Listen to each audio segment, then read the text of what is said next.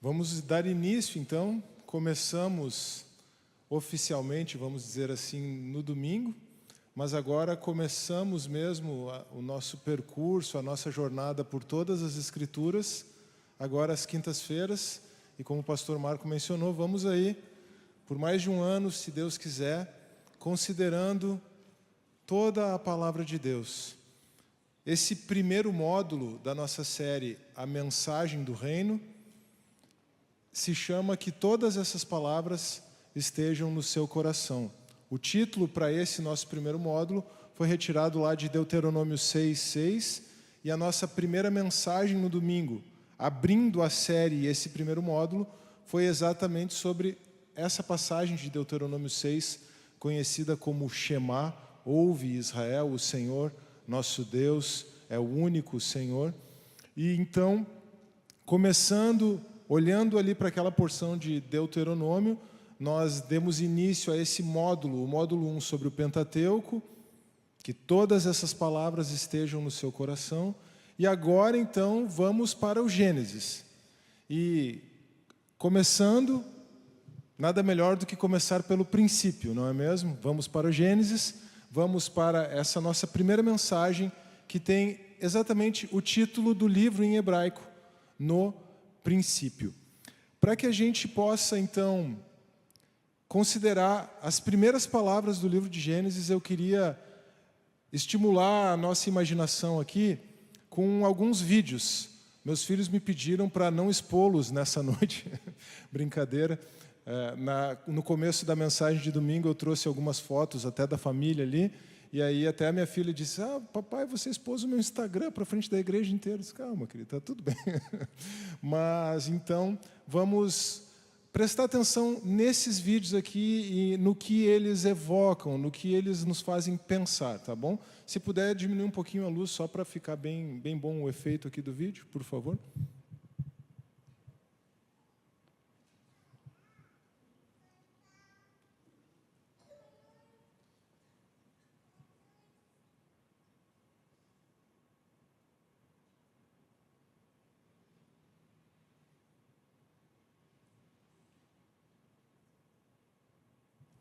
Agora, ali a gente viu, né, a pessoa, tudo escuro, a pessoa apertando o interruptor, ficou tudo claro.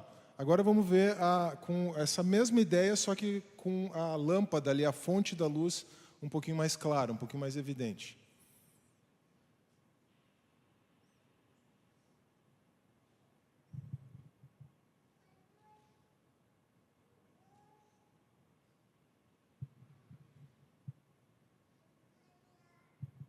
Mas como a gente vai pensar realmente na criação de todo o universo, então eu achei que seria bom nós termos uma imagem um pouquinho mais cósmica dessa ideia da luz vindo à existência, da luz surgindo e iluminando todas as coisas, para nos remeter ao texto de Gênesis mesmo.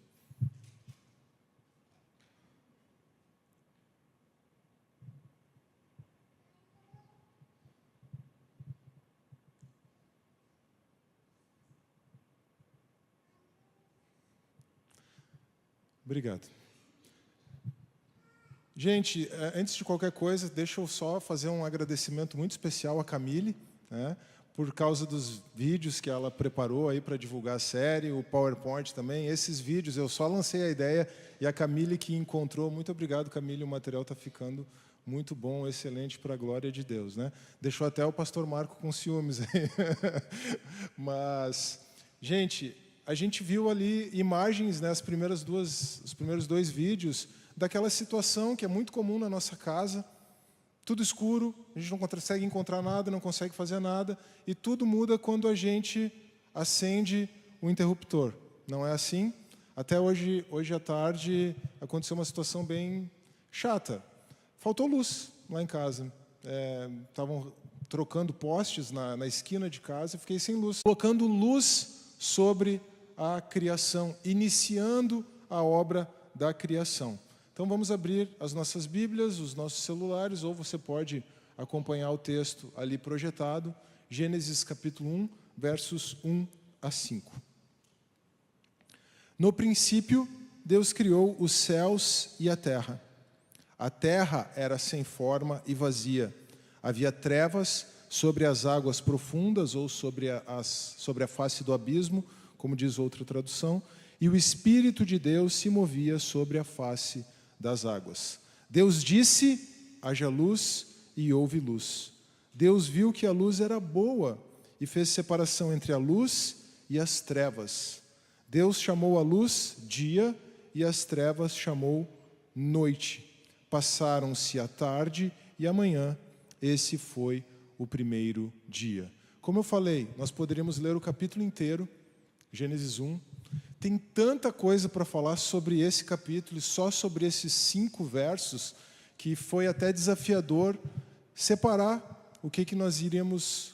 sobre o que nós iríamos meditar nesta noite. Por exemplo, eu poderia dar bastante ênfase, não vou fazer isso, mas não vou deixar passar também. Eu poderia apontar para os irmãos a trindade presente já nesses primeiros versos. No princípio, Deus criou os céus e a terra, então o Deus Criador apontando para o Pai, mas também lemos ali no verso 3 que o Espírito de Deus, então uma alusão ao Espírito Santo, pairando sobre a face das águas, sobre o abismo, e depois nós temos então, na verdade no verso 2, o Espírito de Deus sobre a face das águas, e nós temos no verso 3, e disse Deus, a palavra de Deus, a segunda pessoa da Trindade, o Filho, disse Deus, haja luz e houve luz. Então Deus, o seu Espírito e a sua palavra, ou na ordem com a qual nós estamos acostumados, primeira, segunda e terceira pessoa da Trindade, Deus, a sua palavra e o seu Espírito, já nos primeiros 3 versículos da Bíblia, certo? Aquilo que alguns chamam de vestígios trinitários. Mas a Trindade só fica clara para nós no Novo Testamento, e nós estamos nos primeiros versos do Antigo Testamento. Eu só não poderia deixar de mencionar isso antes de nós realmente começarmos a nossa meditação. E vejam quais são as primeiras palavras do primeiro livro da Bíblia. No princípio. Em hebraico, no princípio é identificado pela expressão Bereshit. E esse é o nome do livro em hebraico. Bereshit, no princípio. E, coincidentemente, esse também é o nome da nossa mensagem desta noite, no princípio. Mas o nome pelo qual nós conhecemos o livro, Gênesis, vem da tradução para o grego. Então, nós não conhecemos o livro pelo seu nome hebraico, senão o nome do livro seria No Princípio. Mas, ao fazer a tradução para o grego, os tradutores entenderam de chamar esse livro de Gênesis, que significa origem, geração, fazendo alusão também ao princípio. O que é muito importante nós entendermos para compreendermos o Gênesis? Na verdade, isso que eu vou falar agora é bem importante para nós entendermos a Bíblia inteira, tá bom? O pessoal tem muita dificuldade para entender, por exemplo, o Apocalipse. E sempre que eu tento explicar o Apocalipse, eu faço questão de começar enfatizando isso, porque o Apocalipse é bem difícil de entender. Mas o Gênesis também tem os seus desafios, também tem as suas peculiaridades. Então, isto que eu vou falar agora, serve para a nossa compreensão da Bíblia inteira, começando pelo Gênesis. A Bíblia foi escrita para nós. O Gênesis foi escrito para nós.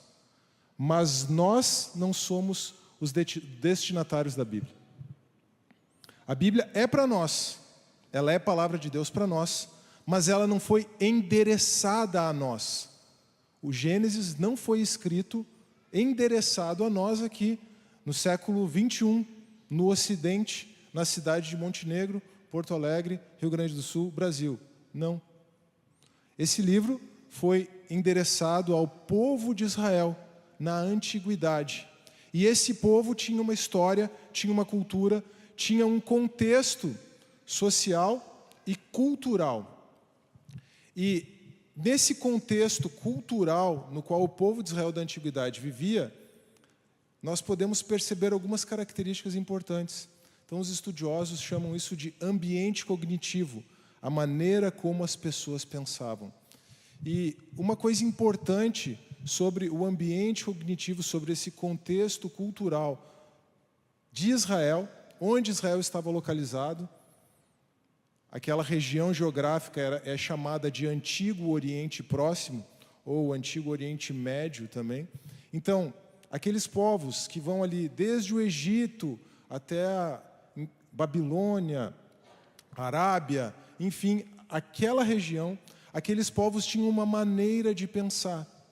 E aqueles povos tinham o que nós chamamos de mitos fundacionais, ou seja, histórias que buscavam explicar como o mundo começou, como o universo começou, como os seres humanos começaram.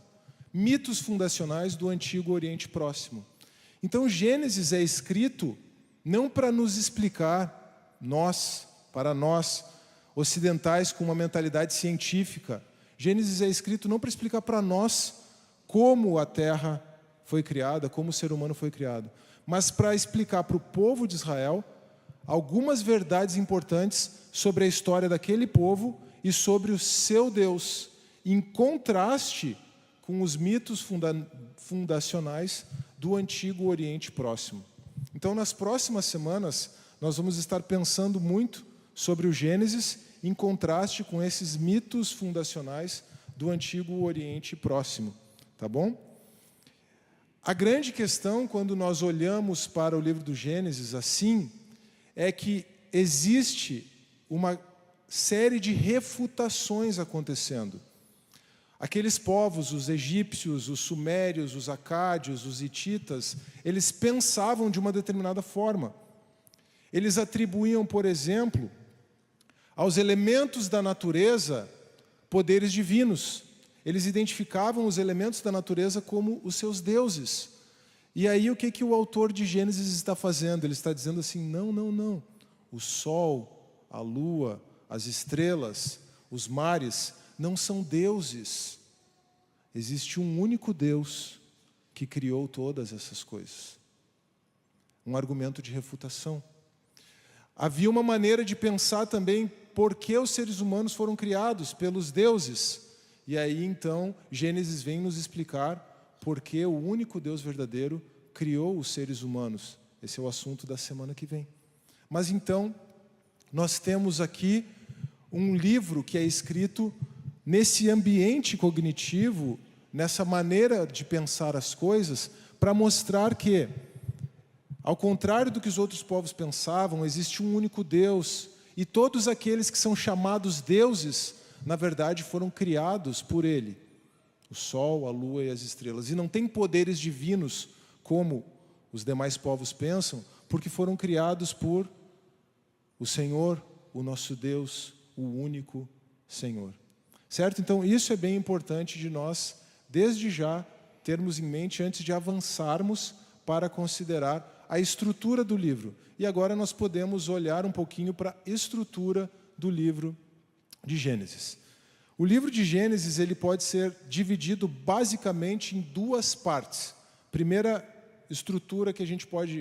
olhar sobre a estrutura que a gente pode fazer sobre esse livro é compreender que Gênesis é dividido basicamente em duas porções. E, nesse sentido, o livro é um pouco assimétrico, tá bom? Qual seria, de novo, nossa mentalidade matemática, científica? Se tem 50 capítulos, qual seria a organização mais natural para a gente fazer? Do capítulo 1 até o 25, a metade, do capítulo 26... Mas não é assim que funciona, tá? A organização do livro é a seguinte: do capítulo 1 até o capítulo 11, a história primeva, ou a história primordial. Essa história vai da criação até a Torre de Babel. Tá bom? Bem simples. Acontecem coisas bem importantes, o dilúvio de Noé e outras coisas nesse meio tempo, a queda, o pecado de Adão e Eva, mas a história primeva, do capítulo 1 até o capítulo 11. Depois, do capítulo 12 até o capítulo 50, nós temos a chamada história patriarcal. E todos esses capítulos se concentram basicamente em 4 indivíduos: Abraão, Isaac, Jacó e José. Na verdade, a história de Jacó é praticamente a história de José, mas nós temos essa história, então, dos patriarcas. E o objetivo do autor de Gênesis é mostrar para o povo de Israel como que aquele povo, então, foi escolhido por Deus para lidar com o problema do pecado no mundo. Esse é o objetivo da história patriarcal, que é precedida, que é antecedida por essa história primeva, que remete, que vai até a criação dos céus e da terra, começando então com a criação dos céus e da terra, o assunto sobre o qual estamos conversando hoje. Mas, apesar de ter, ou além dessas duas porções, o livro do Gênesis tem 11 seções, bem delimitadas por uma expressão que se repete no hebraico. Essa expressão que se repete por 11 vezes, ou por 10 vezes, demarcando 11 seções do livro, é a expressão Toledot, que tem o sentido de relato, história, geração. Aí a tradução vai mudar um pouquinho na nossa Bíblia, tá? Diferentes palavras vão ser usadas para traduzir essa expressão hebraica, mas ela está presente, ela aparece 10 vezes, delimitando então 11 porções. Vamos ver quais são essas 11 porções, vamos passar bem rapidamente aqui, gente, tá? Você não precisa se preocupar e se ater a isso, eu só estou mostrando essas divisões naturais do livro. Então nós temos ali o Toledot de um lado e a referência do outro. Eu nem vou falar das referências, mas está ali os capítulos e os versículos, tá? Primeiro, então, o relato da origem dos céus e da terra. Veja que, só falando da referência aqui, essa expressão está em Gênesis 2:4. Então, de 2:4 até 4:26 é essa primeira porção delimitada pela expressão Toledot. Só que de Gênesis 1, capítulo 1 até 2:3, nós temos uma outra seção do livro, então por isso 11 seções. Mas aí nós temos ainda o relato da genealogia de Adão, de Noé, de Sem, Cã e Jafé, os filhos de Noé. Depois o livro focaliza especificamente em Sem, porque Sem é o antecedente, né? Sem é o pai, o ancestral de Abraão, Isaac e Jacó, do povo de Israel. Depois de Sem, então, nós temos o Toledot de Terá, que é o pai de Abraão. Depois tem o Toledot, as gerações de Ismael, filho de Abraão, então, mostrando a importância desse filho de Abraão, apesar de ele não ser o filho da promessa. As gerações de Isaac, as gerações de Esaú também, e, por fim, as gerações de Jacó, que alguns identificam como o Toledot de José, em razão da preeminência ou da precedência que José tem nessa porção do livro. Tá? Então, só mencionando essas 11 porções aqui, uma parte bem técnica, mas é só para a gente entender que o livro tem um fluxo natural. Tá? Você não precisa concentrar sua atenção nisso aqui. Vou trazer agora uma citação de Michael Grisanti sobre o propósito do livro. Qual é o propósito do livro de Gênesis? O livro de Gênesis, o primeiro livro da Bíblia, aborda temas e acontecimentos que estabelecem o fundamento para o restante das Escrituras. Vejam como o livro é importante, ele é o fundamento de todo o restante das Escrituras. Conforme indicam as primeiras palavras do livro, no princípio, Gênesis introduz muitos fios teológicos que são tecidos ao longo da tapeçaria estendida por toda a Bíblia. O livro começa respondendo a perguntas como: de onde veio o nosso mundo? De que forma o pecado entrou em nossa existência? Como foi que Israel ganhou tanta proeminência? O que Deus tem em mente para Israel e o que Deus tem em mente para o mundo? Todas essas perguntas encontram resposta no livro de Gênesis. Tá bom? Então ele é um livro realmente muito importante. Com essas considerações iniciais, vamos voltar para o texto de Gênesis 1, de 1 a 5, e vamos lê-lo novamente.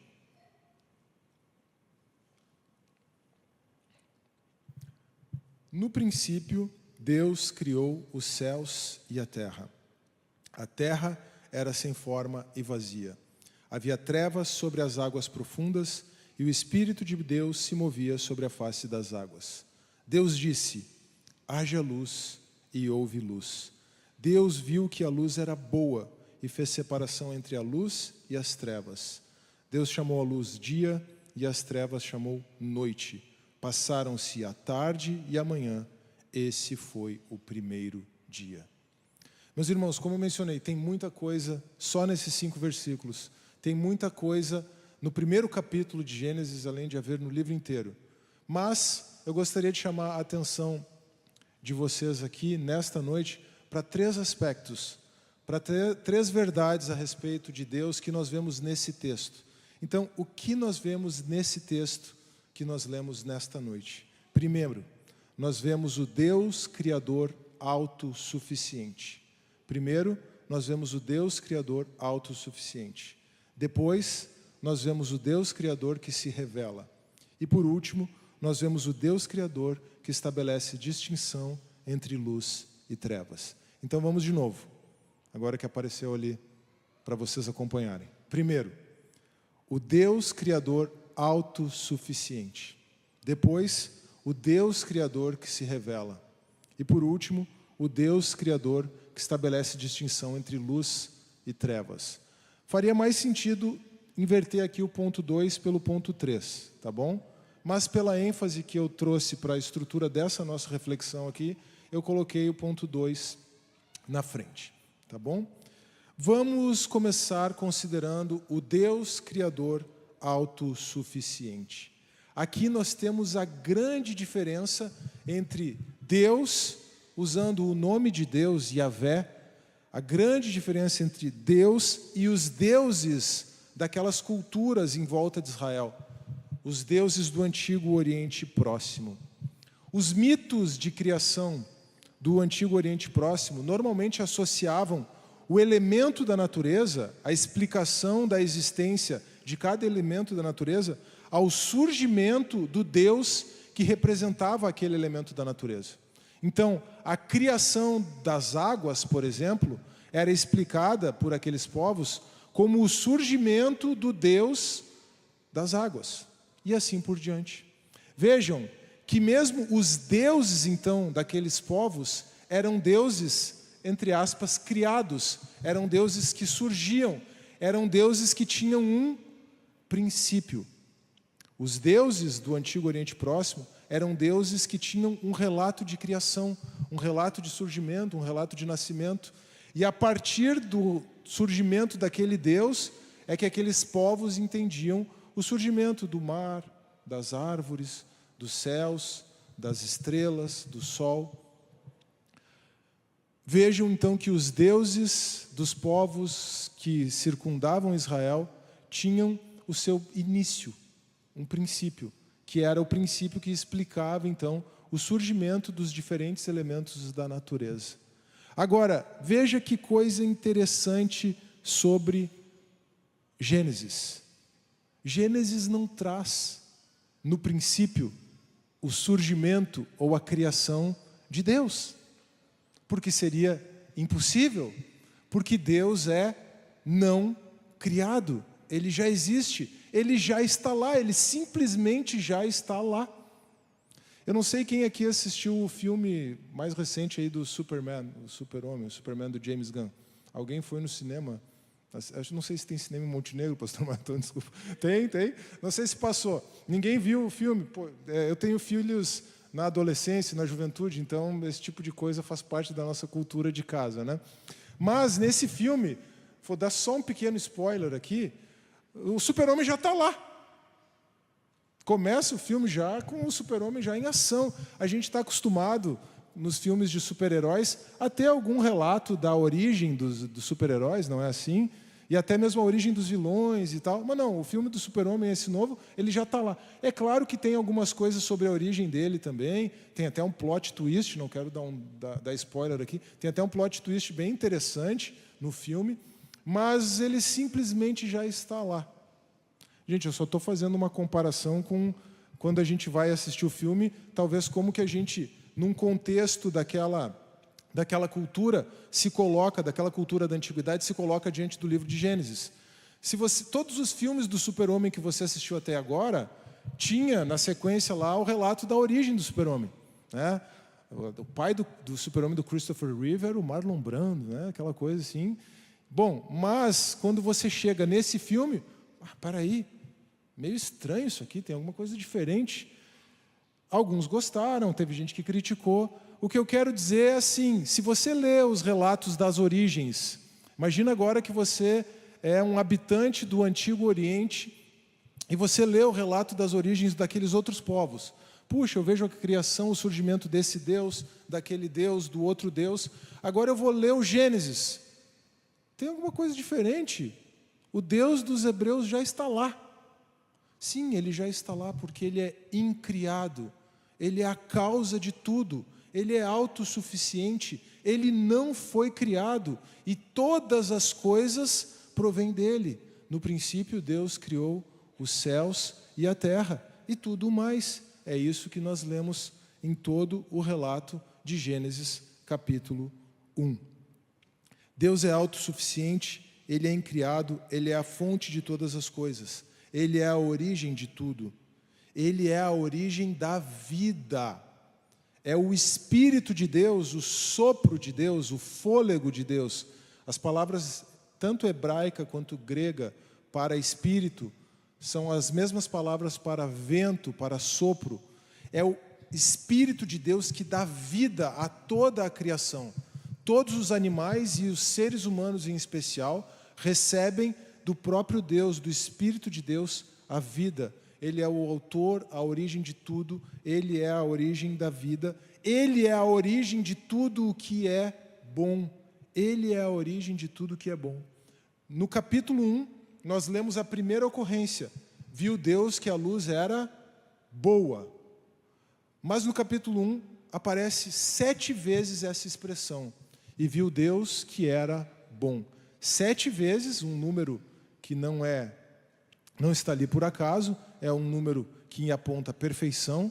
7 vezes Deus viu que aquilo que ele fez era bom. E quando ele cria o ser humano, no final do 6º dia, ele afirma que é muito bom. Isso a gente vai ver com mais detalhes na semana que vem. Então, Deus é a origem de tudo que é bom. Deus é soberano e tem um plano que prevalecerá, apesar do pecado dos seres humanos. Isso a gente também tem. Porque Deus é o Criador, a gente também tem aqui nesse capítulo. Porque Deus é o Criador, Ele é soberano. Ele controla todas as coisas. E o seu plano, o plano que Ele estabeleceu desde o princípio, vai prevalecer, apesar do nosso pecado. Ele vai prevalecer. Então Deus é o Criador autossuficiente, mas Deus também é o Criador que se revela. Sendo autossuficiente, Deus criou todas as coisas não por necessidade, mas por amor. Veja que interessante isso. Se Deus é autossuficiente, Ele não precisava ter criado nada. Ele não tem necessidade nenhuma.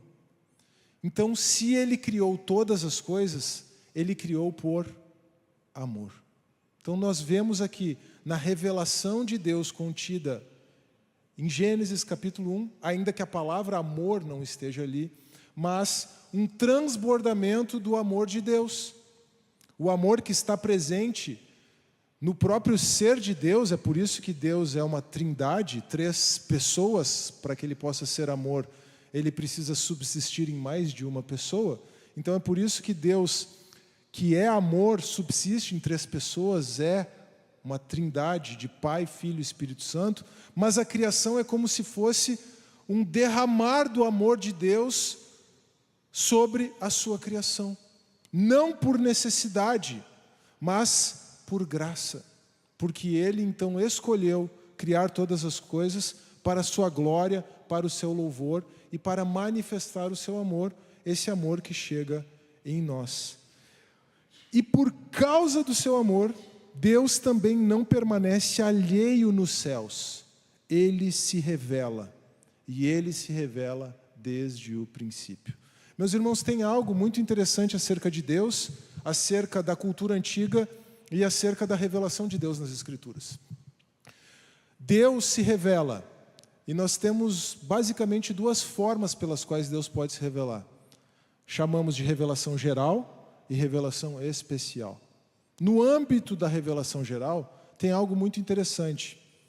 Apenas usando a mente que Deus deu para você, apenas usando a sua observação da criação e o seu raciocínio, você pode chegar à conclusão de que Deus existe. Sabia disso? Ao contrário do que muitos ateus pretendem afirmar, na verdade, o ser humano foi equipado com uma mente tal pelo Criador que, usando corretamente a nossa mente, diante dos estímulos adequados, nós formamos racionalmente a conclusão de que Deus existe. Esse é o sensus divinitatis, do qual já falava João Calvino, e que Alvin Plantinga, o maior filósofo cristão contemporâneo, apresenta de forma muito clara. Então é possível chegar à conclusão racional acerca da existência de Deus. Platão e Aristóteles já fizeram isso. Certo? O primeiro motor imóvel de Platão e Aristóteles, a causa primeira não causada. Um Deus ao qual nós chegamos usando de forma adequada a nossa mente. Sabe só qual é o problema do primeiro motor imóvel de Platão e Aristóteles? É um Deus distante, que está lá, é o começo da mudança. É aquele que faz todas as coisas começarem, que começa o movimento, mas não é um Deus com o qual nós possamos nos relacionar. Agora, Deus, e o mais impressionante da cultura hebraica aqui, é que ao mesmo tempo em que os gregos estavam alcançando por exercício da razão a compreensão de que existe um Deus criador, na verdade nem ao mesmo tempo, antes disso, os hebreus já tinham, por revelação especial, revelação geral é essa relativa ao uso da nossa mente, por revelação especial, porque Deus se revelou, e Deus se revelou não apenas como o primeiro motor imóvel, a causa primeira não causada, mas como um Criador amoroso que tem um plano para a sua criação e com o qual nós podemos nos relacionar. Um Deus que não apenas criou todas as coisas, mas veio habitar no meio do seu povo. Por isso o tabernáculo lá em Êxodo. Por isso depois o templo. Então não é um Deus distante. É um Deus que, sendo o Criador autossuficiente, se importa tanto conosco que vem habitar no meio de nós. Um Deus Criador que se revela. E Ele se revela desde o princípio. Gênesis nada mais é do que um relato da revelação deste Deus. Eu quero enfatizar bastante, porque nós vamos conversar bastante, refletir bastante sobre esse ponto. A revelação de Deus. A revelação de Deus que está presente desde o princípio aqui em Gênesis. No livro de Gênesis, nós vemos a ordem que prevalece sobre o caos. A vida em meio à morte. O Espírito de Deus é a fonte da própria vida. A luz que vence as trevas. Duas coisas importantes aqui enfatizar também. A gente viu no relato ali dos primeiros versículos, trevas e águas, certo? Trevas e águas. E você percebeu que as trevas já estavam lá? No princípio Deus criou os céus e a terra era sem forma e vazia. Havia trevas sobre a face do abismo e o Espírito de Deus pairava sobre as águas. O texto não diz, e nem poderia dizer, que Deus criou as trevas. As trevas simplesmente já estavam lá. A partir do momento que Deus chama as coisas à existência, a desordem está presente. O caos. Então nós temos as trevas e o mar, o abismo, as águas. Esses dois elementos, essas duas coisas, na mentalidade do antigo Oriente Próximo, eram símbolos de caos, de desordem. O pessoal hoje em dia se aventura a surfar, né? Mas o mar é um negócio complicado, né? E treva, com escuridão, você não faz nada. Caos. O que o texto de Gênesis está afirmando? Deus é aquele que coloca a ordem no caos. Esse é o sentido de todo esse relato de Gênesis. Gênesis não nos traz necessariamente a origem material de todas as coisas. Gênesis não nos explica como Deus criou o universo. Essa não parece ser a intenção do autor de Gênesis. A intenção do autor de Gênesis parece ser explicar que todas as coisas têm uma ordem, têm um sentido, porque foi Deus quem deu esta ordem. Certo? Então, o relato de Gênesis é como o relato da transformação de uma casa em um lar. Certo? Quem aqui já procurou uma casa, encontrou uma casa de repente para alugar ou para comprar, que estava toda vazia? Você procurou, encontrou, ali é só uma casa, é só um prédio. Quando você se muda para lá, leva as suas coisas, coloca os seus móveis, leva a sua família, e aí então chama a CE e liga a eletricidade, né? Haja luz, aquela casa, aquele prédio se torna um lar. Tivemos aqui, o pastor Marco estava até conversando comigo antes, vocês tiveram essa experiência tão profunda, né, tão bela, de construir um prédio anexo, aqui o prédio Kids. Durante a construção, o que era aquilo? Era só um prédio, um monte de cimento, né?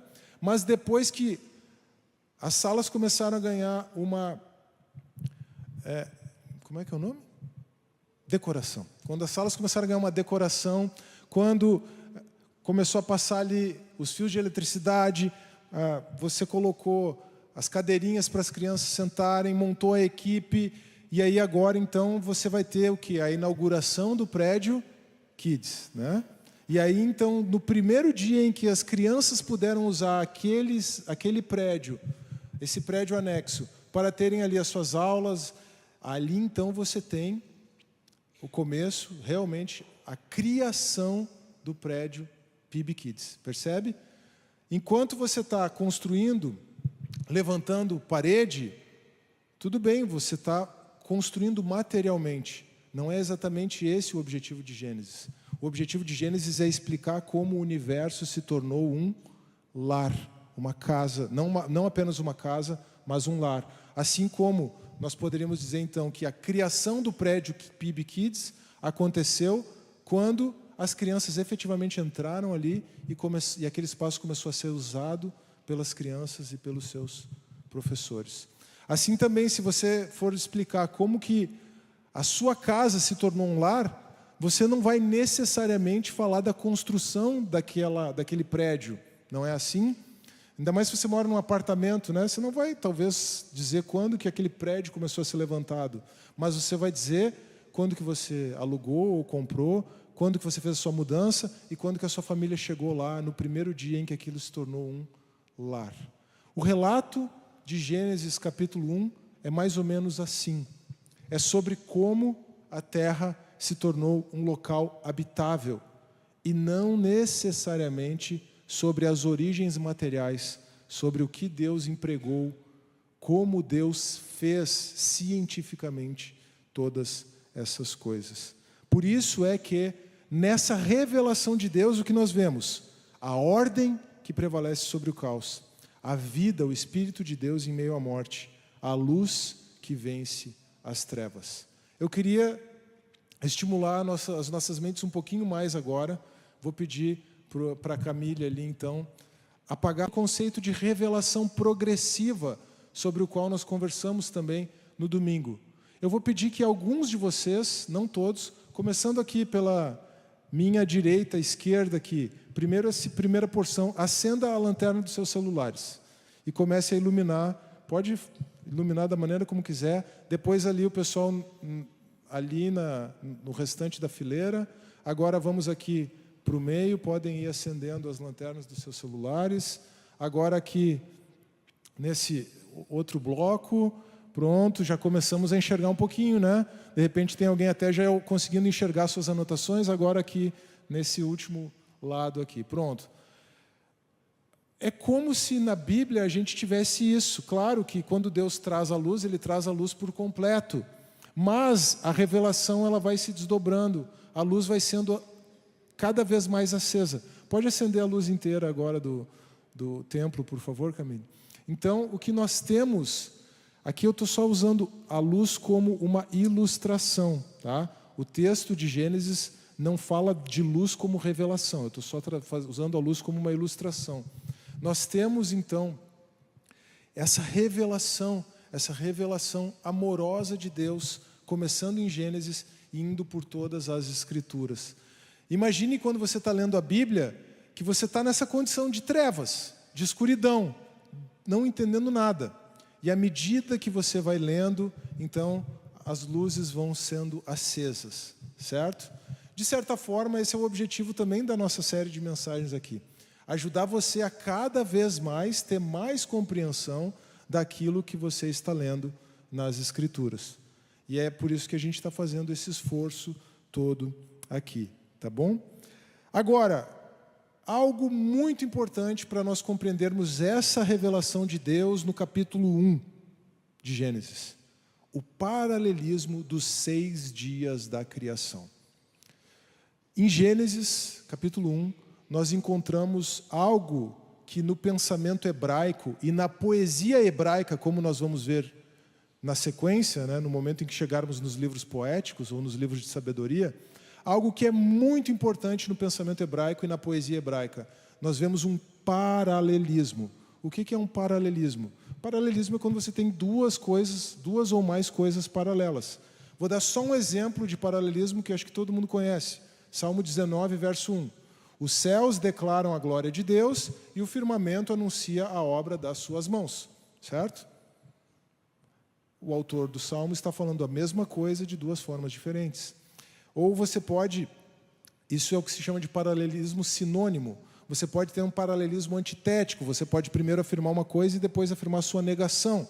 É a estrutura do pensamento hebraico básica, é a estrutura básica da poesia hebraica. O que nós temos nesse paralelismo, ou como que nós podemos identificar esse paralelismo no primeiro capítulo de Gênesis? É muito interessante. Nos primeiros 3 dias, Deus forma diferentes reinos, podemos colocar assim. Nos primeiros 3 dias, Deus está preocupado, ou Deus está mostrando a formação de diferentes ambientes. E depois, nos outros 3 dias, o que acontece é o preenchimento daqueles reinos, o povoamento daqueles reinos. Então veja que interessante. No primeiro dia nós temos o quê? Deus criou os céus e a terra. Disse Deus, haja luz, viu Deus que a luz era boa, Deus fez distinção entre a luz, que ele chamou de dia, e as trevas, que ele chamou de noite. Aqui nós temos, inclusive, a afirmação do início do tempo. Tarde e manhã, o primeiro dia, dia, luz, trevas, noite, os céus e a terra, no primeiro dia. O que nós temos no quarto dia? Os céus povoados, com o sol, a lua e as estrelas. Percebe que existe, no relato de Gênesis, existe luz e existe dia e noite antes de existir o sol e as estrelas. Ou talvez antes de que a função do sol e das estrelas seja designada. Por quê? Porque primeiro Deus estabelece a distinção entre luz e trevas, entre dia e noite, para depois, no quarto dia, o dia paralelo ao dia 1, estabelecer a função do sol e das estrelas, ou criar o sol, a lua e as estrelas. O que nós temos no dia 2? A separação entre águas acima e abaixo do firmamento. Isso tem a ver com a maneira como as pessoas da antiguidade compreendiam o céu. Para eles, o céu era um domo sólido acima da terra. Havia águas embaixo desse domo, o oceano, e haviam águas acima desse domo sólido. E de vez em quando a coisa respingava, abria uma goteira lá, ou abria uma janela, e essa era a explicação que eles tinham para a chuva. Então, no segundo dia, águas acima e águas abaixo do firmamento. O que acontece no quinto dia? Essas águas são povoadas. São criados os pássaros, as aves e os animais marinhos. E aí, então, no terceiro dia, o que acontece? No terceiro dia, a terra surge em meio às águas. E as plantas também brotam da terra. E aí o que acontece no sexto dia, no dia paralelo? Os animais são criados para povoar a terra e, em especial, o ser humano é criado, colocado na terra no sexto dia. Percebe que um relato científico, como nós tendemos a pensar, não faz sentido?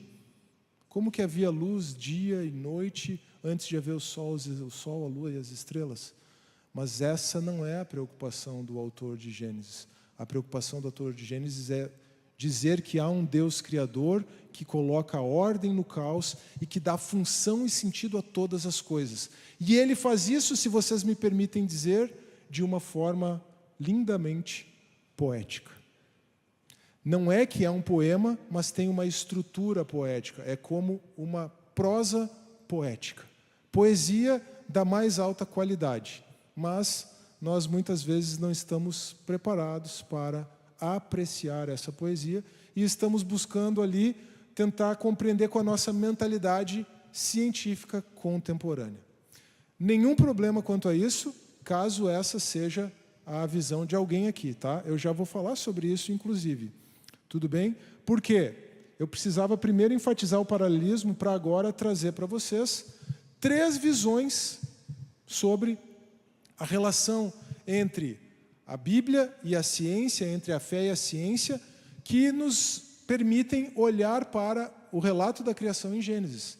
Esse livro, A Origem, é um livro muito bom, recomendo quem tiver interesse em compreender mais esse assunto. Eu até tenho feito várias citações já, sem trazer a referência, né?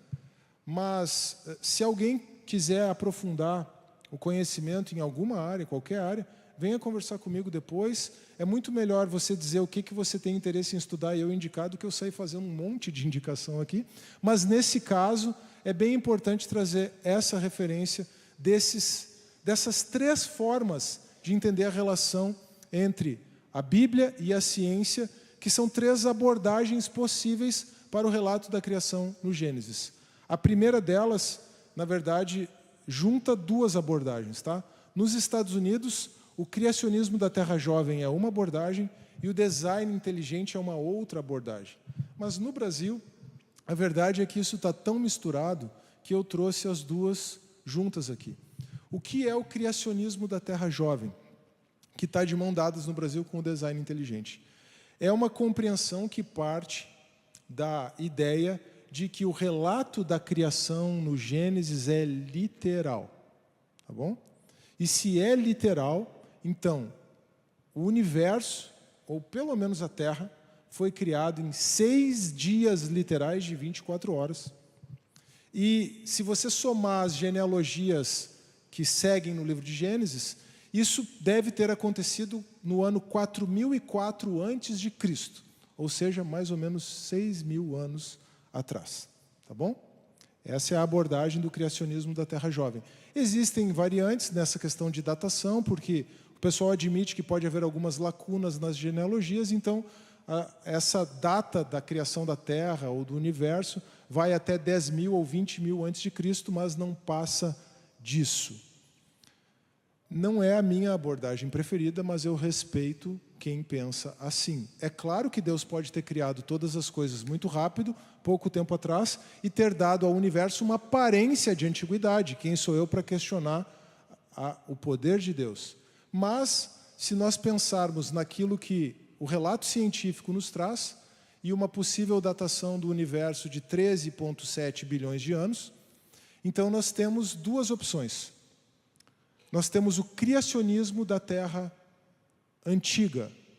O que é o criacionismo da Terra Antiga? O criacionismo da Terra Antiga aceita todas as datas, as datações da ciência, mas rejeita a teoria da evolução. Tá? Então, tudo aquilo que seria, no relato histórico científico, transição de uma espécie para outra, teria sido um ato divino de criação de novo, em latim, embora de novo também funcione em português, de novo de Deus. Criacionismo da Terra Antiga. Então Deus fez todas as coisas de forma progressiva, aceitando-se as datas da ciência, mas, em vez de uma evolução como um processo biológico natural, com intervenção divina no surgimento de cada nova espécie. Criacionismo da Terra antiga. A última opção, a terceira opção, é a criação evolucionária, que aceita, inclusive enquanto teoria científica, a teoria da evolução e entende que esse mecanismo científico foi esse mecanismo natural, foi o mecanismo pelo qual Deus soberanamente trouxe todas as coisas à existência e desdobrou a sua criação. Aqui eu preciso só alertar os irmãos que não existe necessariamente uma contraposição entre teoria da evolução e a compreensão de que Deus é o Criador. O problema não é a teoria da evolução enquanto teoria científica. O problema é o evolucionismo enquanto filosofia ou cosmovisão, que é a ideia de que as coisas acontecem sem sentido, sem propósito. Tudo acontece tudo acontece apenas pelo acaso, certo? O problema é o evolucionismo, não é necessariamente a teoria da evolução. Enquanto teoria científica, um criacionista evolucionário vai dizer, a teoria da evolução deve ser discutida pelos seus próprios méritos no âmbito científico, mas ela não é necessariamente incompatível com o relato da criação em Gênesis, porque o relato da criação em Gênesis não teria o objetivo de nos fornecer uma compreensão científica. Aqui entre nós nem teria como mesmo, porque quem pensa cientificamente somos nós, no século XXI. E o povo do Antigo Oriente não pensava cientificamente por uma questão simples de localização histórica. Tudo bem? Mas, sem pretender indicar qualquer posição aqui como melhor ou como pior, eu preciso então dizer para os irmãos que existem essas três formas de nos aproximarmos do relato da criação de Gênesis e olharmos para a ciência. E não precisamos necessariamente rejeitar a teoria científica da evolução enquanto teoria científica, porque não existe necessariamente uma contraposição entre essas coisas. Na verdade, a contraposição que existe, de acordo com Alvin Plantinga, já mencionei ele aqui, é entre o naturalismo e a evolução. Porque se a evolução ocorre de forma aleatória e ao acaso, então nós não deveríamos ter formadas as nossas faculdades cognitivas, a nossa mente não deveria ser inclinada a reconhecer a verdade. Ela deveria ser inclinada apenas a nos facilitar a sobrevivência. E aí então o Plantinga constrói um argumento bem elaborado para dizer que aquele que acredita na teoria da evolução não poderia não acreditar na existência de Deus, porque isso precisaria necessariamente ser controlado por Deus, senão essa pessoa não teria base nenhuma para confiar nas suas próprias crenças. Eu resumi aqui um argumento filosófico bem elaborado, mas só para a gente entender que o maior filósofo cristão da atualidade, por exemplo, joga a teoria da evolução contra os ateus e faz isso com muita habilidade, tá bom? Mas aqui nós não estamos optando por nenhuma dessas compreensões. Eu só fiz questão antes de enfatizar o paralelismo nos 6 dias da criação, porque esse é um recurso muito importante para nós nos aproximarmos da compreensão do livro de Gênesis. Então nós já vimos um Deus criador autossuficiente e nós já vimos o Deus criador autossuficiente que se revela. Por fim, nós temos aqui em Gênesis capítulo 1, o Deus criador que estabelece a distinção entre luz e trevas. O Deus criador que estabelece a distinção entre luz e trevas. A luz é a ordem de Deus, como eu trouxe assim nessa ilustração. A luz é a revelação de Deus. E as trevas aqui ainda não são o pecado. Ainda não são. As trevas aqui são apenas a falta de ordem, a desordem. Mas, ao avançarmos, nós vamos poder identificar as trevas com o pecado, com a obstinação, com a rebeldia humana. E no contexto do Antigo Oriente Próximo, no contexto de Israel, nós temos a luz de Deus brilhando contra a idolatria dos povos em redor. O único Deus verdadeiro que lança luz sobre todas as coisas contra os falsos deuses.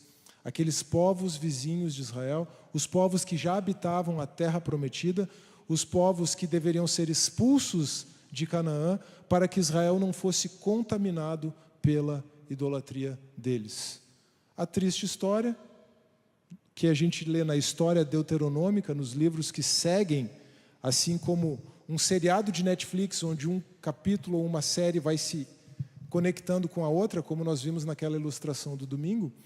A triste história é que Israel, que era para ser luz em meio às nações, se torna ele mesmo trevas. Eles mesmos se voltam, o povo de Israel se volta aos ídolos daquelas nações, e o resultado qual é? Caos, desordem, cativeiro. A nação que estava toda estruturada cai. Eles são levados cativos. Por quê? Por causa do pecado. Se nós não brilharmos a luz de Deus, se as nossas vidas não refletirem a luz de Deus, o resultado será trevas e desordem. Deus existe, o objetivo de Deus, não vou instrumentalizar Deus aqui, mas o objetivo de Deus, Deus trouxe todas as coisas à existência, Deus criou todas as coisas, Deus criou todas as coisas para a sua glória, para o seu louvor, como nós cantamos, e o seu objetivo é colocar a ordem no nosso caos interior, no caos das nossas vidas. Mas se nós virarmos as costas para Ele, o que nós teremos será trevas e desordem, caos. Mas Deus não deixou Israel entregue à sua própria sorte. Deus não nos deixa entregues à nossa própria sorte. Se nós dependêssemos da nossa própria luz, o que nós teríamos seria trevas. Se nós dependêssemos da nossa própria iniciativa, o que nós teríamos seria caos e desordem. Mas vocês lembram que eu trouxe uma ideia muito básica no domingo também. Eu trouxe aquela afirmação de que o Novo Testamento está oculto no Antigo e o Antigo Testamento está revelado no Novo.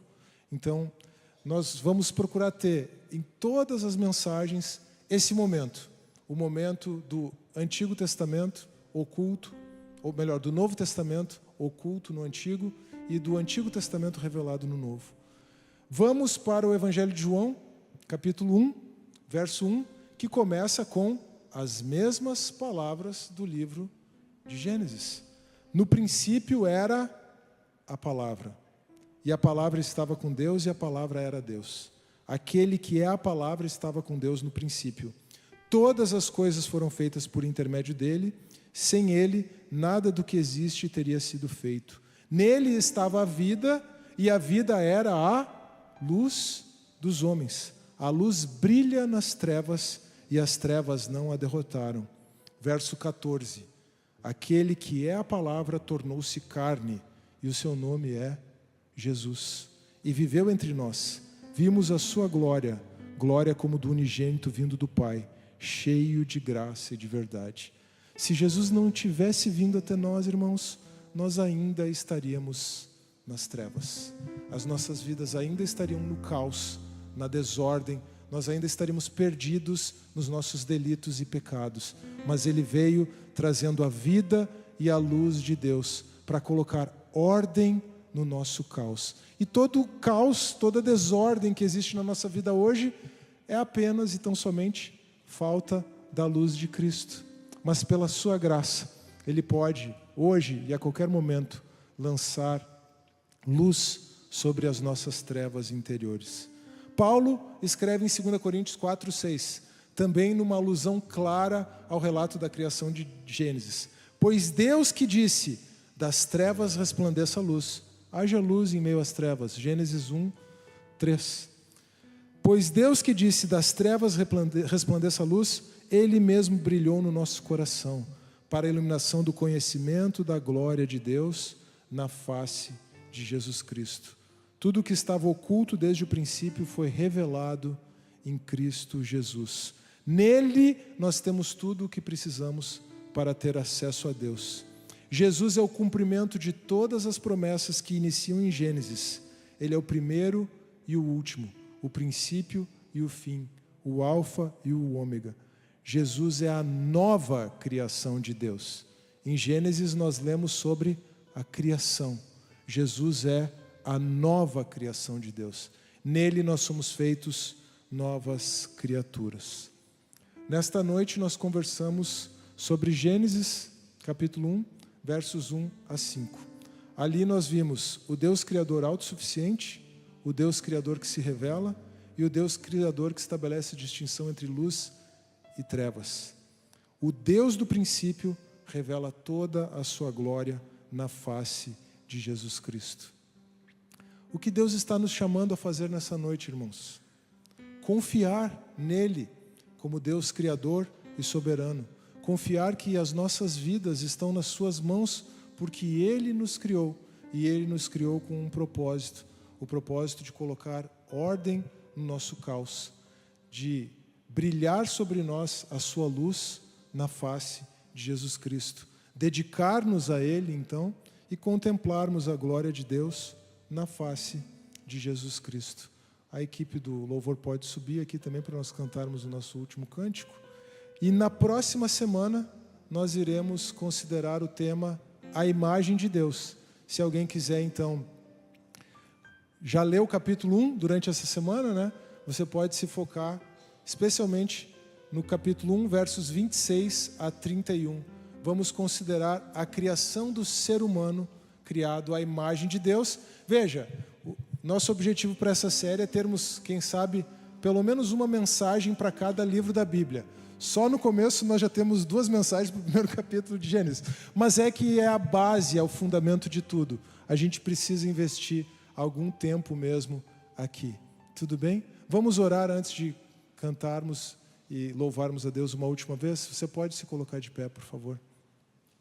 Pai, nós te agradecemos porque nós não estamos vagando pelas trevas.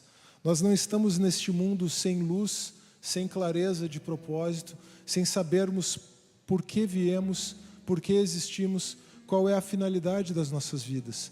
Mas a Tua palavra revela tudo desde o princípio, nos ensinando que tudo está nas Tuas mãos, porque Tu és o Criador, aquele que coloca a ordem em meio ao caos, aquele cuja luz brilha nas trevas, aquele cuja vida vence a morte. Nós lembramos, Deus, de interceder nesse sentido pelo Murilo, filho da Rita, que a vida de Jesus triunfe em meio a um diagnóstico de morte dado pelos médicos, Pai. E na vida de cada um, que a Tua vida e a Tua luz resplandeça, para que nós possamos contemplar a glória de Deus na face de Jesus Cristo e brilhar essa luz, trazendo também ordem em meio ao caos, onde quer que nós coloquemos os nossos pés. Recebe a nossa gratidão nesta noite, em nome de Jesus. Amém.